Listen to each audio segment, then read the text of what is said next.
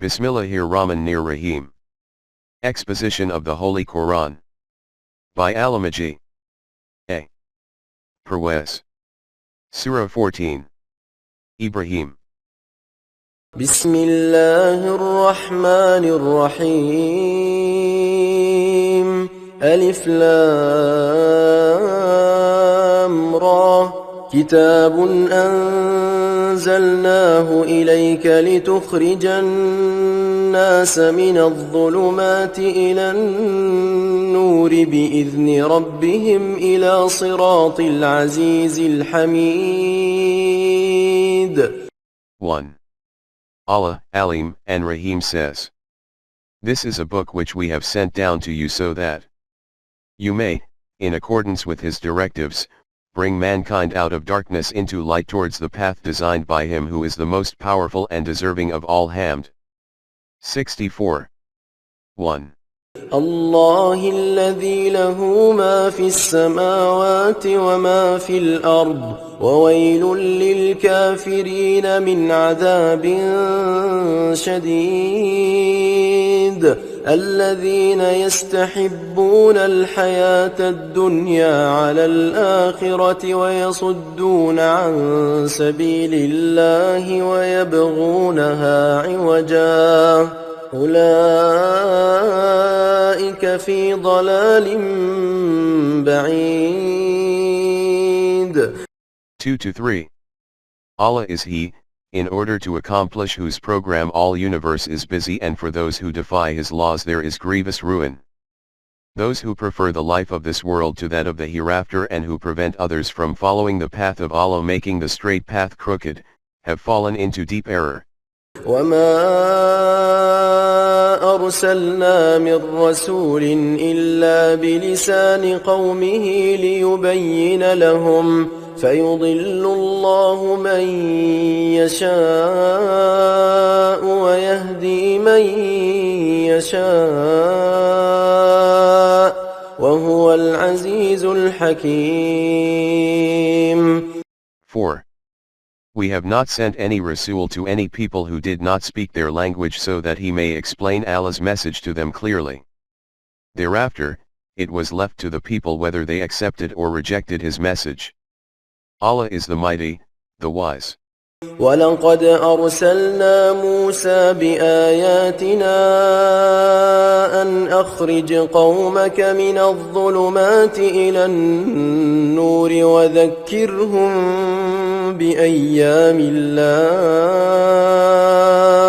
إِنَّ فِي ذَلِكَ لَآيَاتٍ لِكُلِّ صَبَّارٍ شَكُورٍ. 5.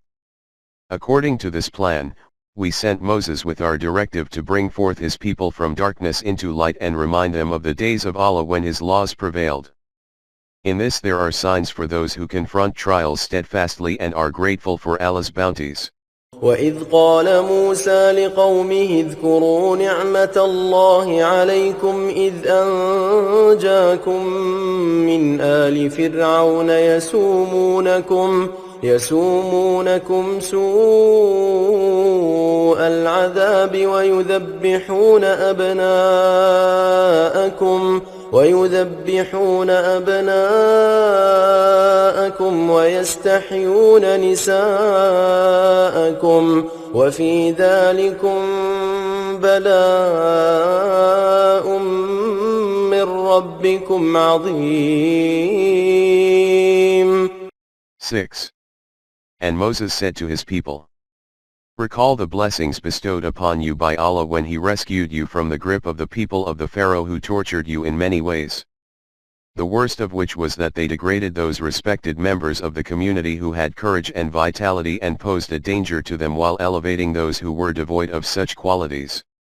Your deliverance was a great favor to you from your Rabb. 2. 49. وَإِذْ تَأَذَّنَ رَبُّكُمْ لَئِن شَكَرْتُمْ لَأَزِيدَنَّكُمْ وَلَئِن كَفَرْتُمْ إِنَّ عَذَابِي لَشَدِيدٌ. وَقَالَ مُوسَى إِن تَكْفُرُوا أنتم ومن في الأرض جميعا فإن الله لغني حميد. 7-8. Moses continued, Your Rab had proclaimed that if you utilize the bounties given to you according to his laws he will surely increase them, but if you do otherwise you will have to face a grievous chastisement. Mind this. If, not only you alone but all of mankind go against Allah's laws, this will not do him any harm, for he is self-sufficient and worthy of hamd. ألم يأتكم نبأ الذين من قبلكم قوم نوح وعاد وثمود والذين من بعدهم لا يعلمهم إلا الله جاءتهم رسلهم بالبينات فردوا أيديهم في أفواههم وقالوا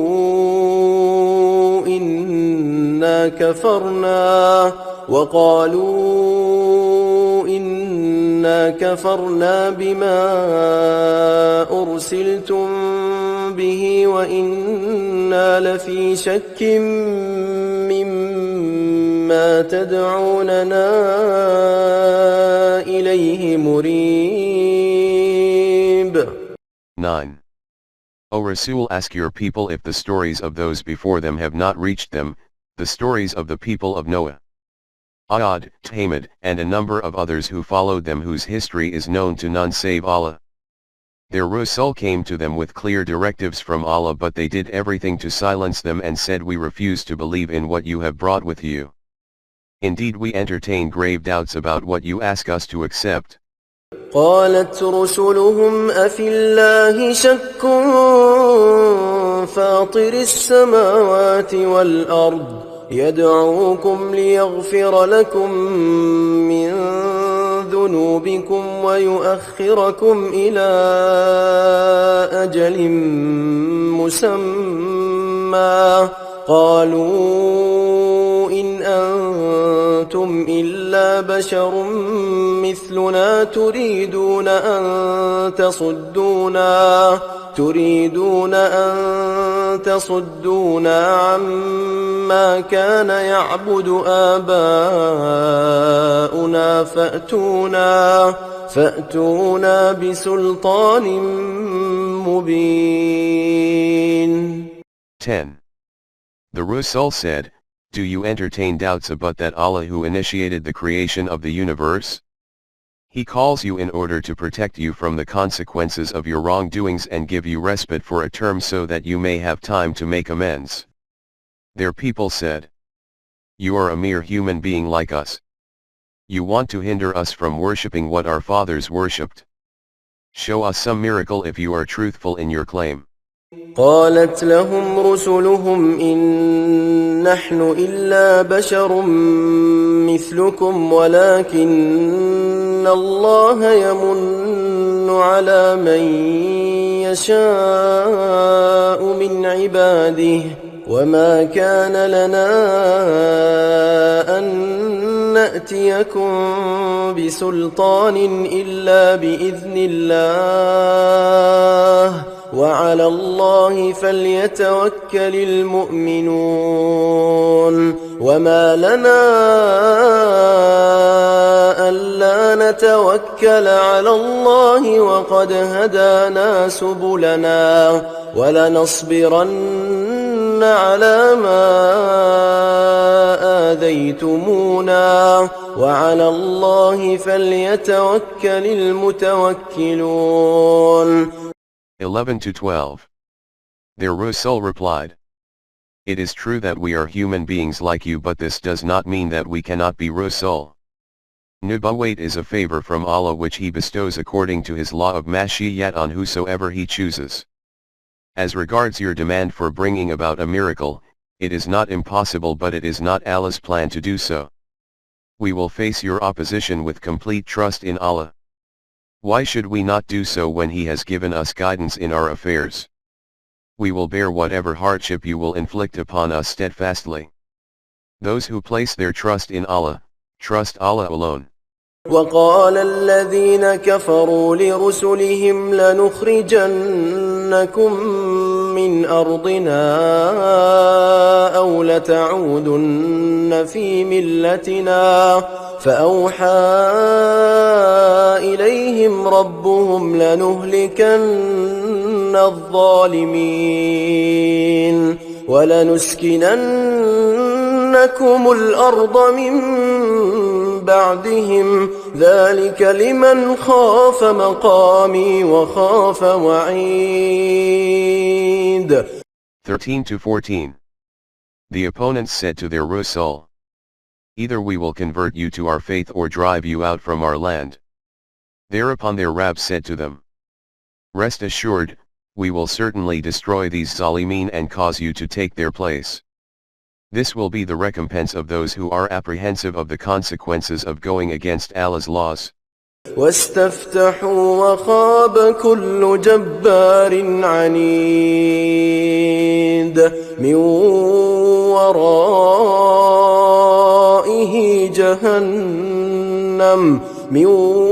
ورائه جهنم ويسقى من ماء صديد يتجرعه ولا يكاد يسيغه ويأتيه الموت من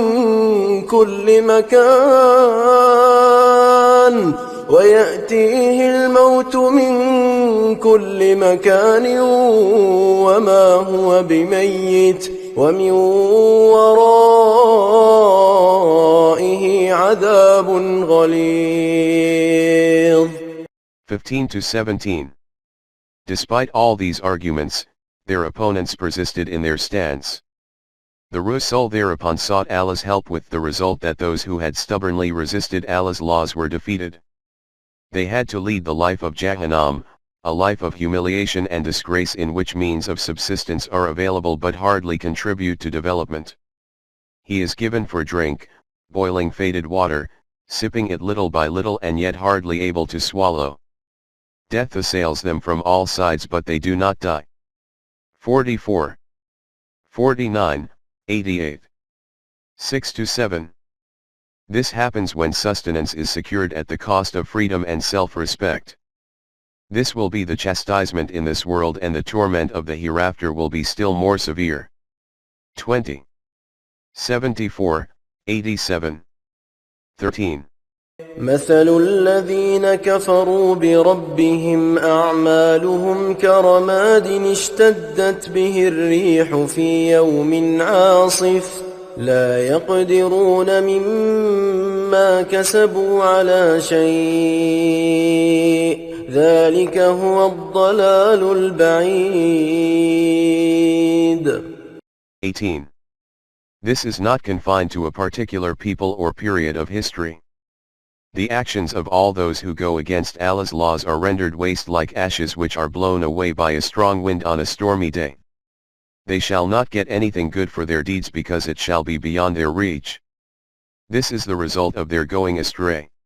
ألم تر أن الله خلق السماوات والأرض بالحق إن يشأ يذهبكم ويأتي بخلق جديد وما ذلك على الله بعزيز.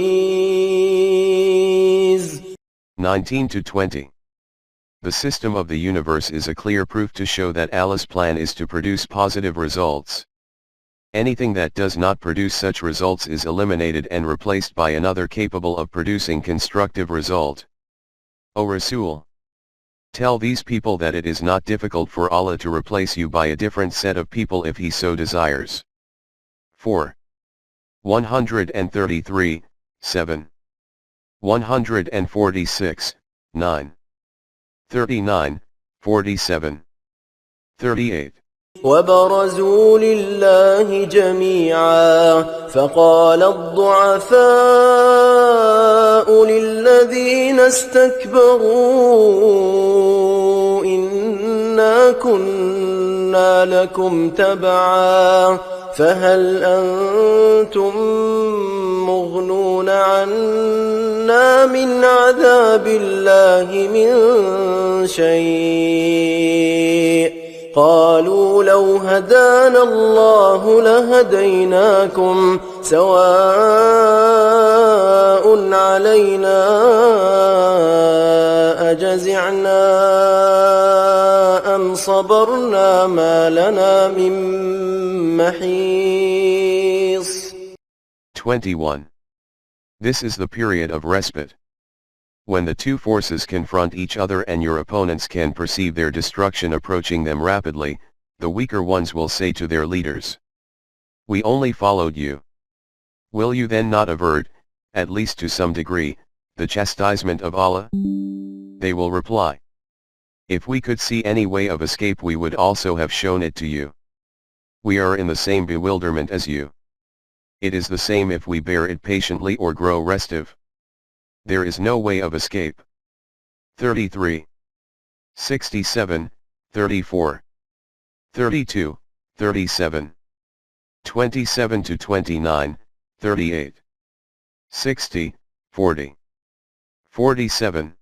وقال الشيطان لما قضي الأمر إن الله وعدكم وعد الحق ووعدتكم فأخلفتكم وما كان لي عليكم من سلطان إلا أن دعوتكم فاستجبتم لي فلا تلوموني ولوموا أنفسكم ما أنا بمصرخكم وما أنتم بمصرخي إني كفرت بما أشركتمون من قبل إن الظالمين لهم عذاب أليم. 22. When the time for the final doom shall arrive, Shaitan, the representative of ungodly systems, shall say, "There was a promise from Allah which has come true and the one from me, which I have failed to make good. You say that you followed me and therefore you are not responsible for what has happened. But I had no hold on you to make you follow me. I simply called you to follow a certain way and you accepted my call. Therefore do not blame me. You will have to blame yourselves. Now I cannot help you and you cannot help me. You moan and groan and I too do the same. You had set me up as a peer to Allah, this was your own doing. I had not asked you to do so. I disown this action of yours. Now, whoever did zulm shall have to suffer for it." وأدخل الذين آمنوا وعملوا الصالحات جنات تجري من تحتها الأنهار خالدين فيها بإذن ربهم تحيتهم فيها سلام. 23. As for those who had believed and who did what was right, they shall enter gardens under which streams flow and abide therein according to Allah's laws. In that paradisal society it shall be the ardent desire of each person to do the maximum for the development of others. ألم تر كيف ضرب الله مثلا كلمة طيبة كشجرة طيبة أصلها ثابت وفرعها في السماء تؤتي أكلها كل حين بإذن ربها ويضرب الله الأمثال للناس لعلهم يتذكرون ومثل كلمة خبيثة كشجرة خبيثة اجتثت من فوق الأرض ما لها من قرار. 24 to 26.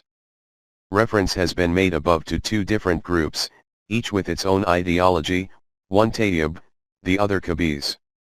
The former may be likened to a tree whose roots are firmly fixed into the earth and whose branches are rising heavenwards. It yields fruit in all seasons according to Allah's laws. 13. 35, 43. 84. In this way, Allah explains abstract truths by means of concrete examples so that people may reflect. The latter may be likened to a tree whose roots are above the earth and it has no strength to stand upright. يثبت الله الذين آمنوا بالقول الثابت في الحياة الدنيا وفي الآخرة ويضل الله الظالمين ويفعل الله ما يشاء. 27. Those who follow the Tayyib ideology are established by Allah both in this world and in the hereafter. On the other hand, the efforts of those who follow the Kabis ideology go waste. Allah has decreed this in accordance with His law of Mashiyat. ألم تر إلى الذين بدلوا نعمة الله كفرا وأحلوا قومهم دار البوار جهنم يصلونها وبئس القرار وجعلوا لله أندادا ليضلوا عن سبيله قل تمتعوا فإن مصيركم إلى النار. 28-30. Keeping this law in view, you should ponder over history. There were nations on whom Allah had bestowed His bounties, but their leaders used these bounties against Allah's laws and thus lead their caravan to a market where none was interested in their worthless merchandise. They dragged them to Jahannam, which was a wretched abode. They professed belief in Allah but set up peers to Him and thus led their people astray. O Rasul, tell these people, enjoy for a while, your ultimate destination will be Jahannam. قل لعبادي الذين آمنوا يقيموا الصلاة وينفقوا مما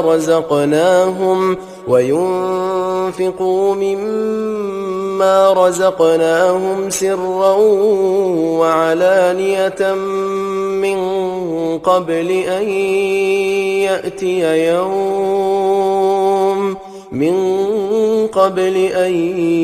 يأتي يوم لا بيع فيه ولا خلال. 31.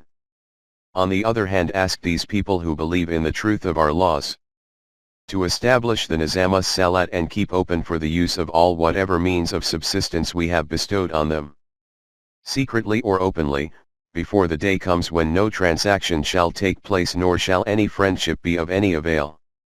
2. 254.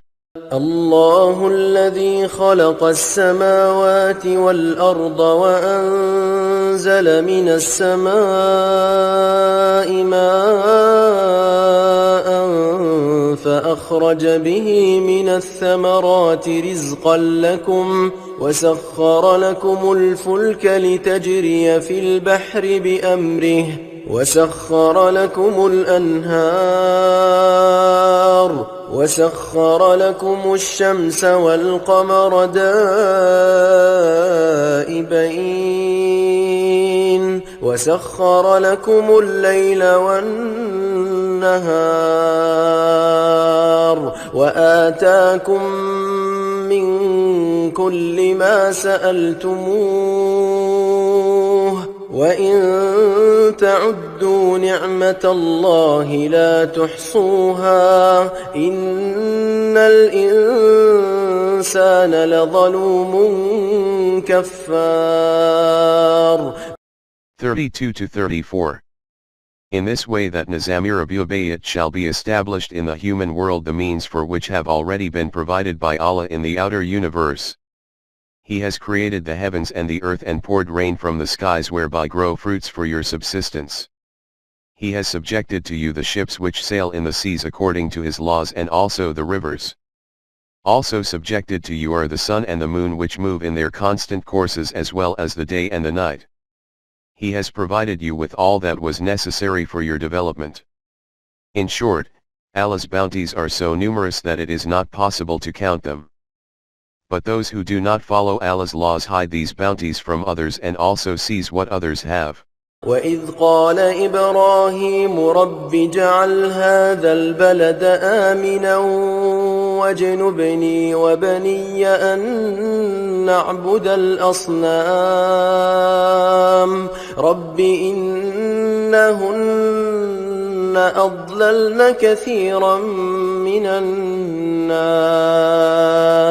فمن تبعني فإنه مني ومن عصاني فإنك غفور رحيم ربنا إني أسكنت من ذريتي بواد غير ذي زرع عند بيتك المحرم ربنا ليقيموا الصلاة فاجعل أفئدة من الناس تهوي إليهم وارزقهم من الثمرات لعلهم يشكرون ربنا إنك تعلم ما نخفي وما نعلن وما يخفى على الله من شيء في الأرض ولا في السماء الحمد لله الذي وهب لي على الكبر إسماعيل وإسحاق إن ربي لسميع الدعاء رب اجعلني مقيم الصلاة ومن ذريتي ربنا وتقبل دعاء ربنا اغفر لي ولوالدي وللمؤمنين يوم يقوم الحساب 35-41. To check oppressive forces from exploiting others, it was necessary to establish Nizam-e Rububiyyat. This was founded by Abraham with its center at Makkah. While laying its foundation, Abraham prayed, O Sustainer of all creation, make this habitat a sanctuary for the oppressed people of the world. 2. 126. And grant me and my progeny the power to withstand those forces which create obstructions in your way. These forces have led many people astray. Those who follow my way belong to me. As for those who do not, their matter rests with you, to decide whether to protect them or not. 11. 15. O our Sustainer! I have settled some of my offspring in a barren valley where nothing grows, next to your house so that they may establish the Nizam as-Salat. Make the hearts of people incline towards them and provide them with means of sustenance so that their efforts may bear fruit. O our Rabb, you know what we hide and what we disclose. Not only that, but you know everything in the heaven and the earth. Hamd is due to that Allah who has granted me in this old age Ishmael and Isaac. I am certain that my Rabb will hearken to my petition. Give me and my progeny the capacity to preserve and strengthen the Nizam as-Salat. O our Rabb, grant me this petition of mine. O our Rabb, grant protection to me and my forebears, such as those who believe in you, and the Mu'mineen on the day of reckoning. 9. 114, 19. 47, 26. 86, 60. 4. ولا تحسبن الله غافلا عما يعمل الظالمون إنما يؤخرهم ليوم تشخص فيه الأبصار مهطعين مقنعي رؤوسهم لا يرتد إليهم طرفهم وأفئدتهم هواء. 42-43. With such desires and prayers Abraham had founded the Nizam as-Salat which you, O Rasul, have been raised to continue. You should not think that Allah is unheedful of what your opponents do. He is only giving them respite till the day of confrontation, on which their eyes will stare fixedly, their necks will be outstretched and their heads will be erect. Their sight will not return to them and there would be a void in their hearts. وأنذر الناس يوم يأتيهم العذاب فيقول الذين ظلموا ربنا أخرنا إلى أجل قريب نجب دعوتك ونتبع الرسل أولم تكونوا أقسمتم من قبل ما لكم من زوال وسكنتم في مساكن الذين ظلموا أنفسهم وتبين لكم كيف فعلنا بهم وضربنا لكم الأمثال وقد مكروا مكرهم وعند الله مكرهم وإن كان مكرهم لتزول منه الجبال. 44-46. O Rasul, warn your opponents of the day when such a chastisement shall overtake them and these wicked people will say, O our Rabb, give us yet a little respite so that we can hearken to your call and obey your Rasul. They will be told, are you not the same people who used to swear that your powers would never decline? You lived in the dwelling places of those who did wrong and were consequently ruined. We had told you in clear words what we had done to them and what would happen in similar cases. We had told you that they had resorted to every stratagem, and all their plans were in Allah's knowledge. And such plans can never succeed, even if they are so well devised and so powerful that could shake the mountains. فلا تحسبن الله مخلف وعده رسله إن الله عزيز ذو انتقام. 47. You should not think that Allah shall fail to fulfill his promise held out to his Rasul. He is mighty and able to requite evil doings. يوم تبدل الأرض غير الأرض والسماوات وبرزوا لله الواحد القهار وترى المجرمين يومئذ مقرنين في الأصفاد سرابيلهم من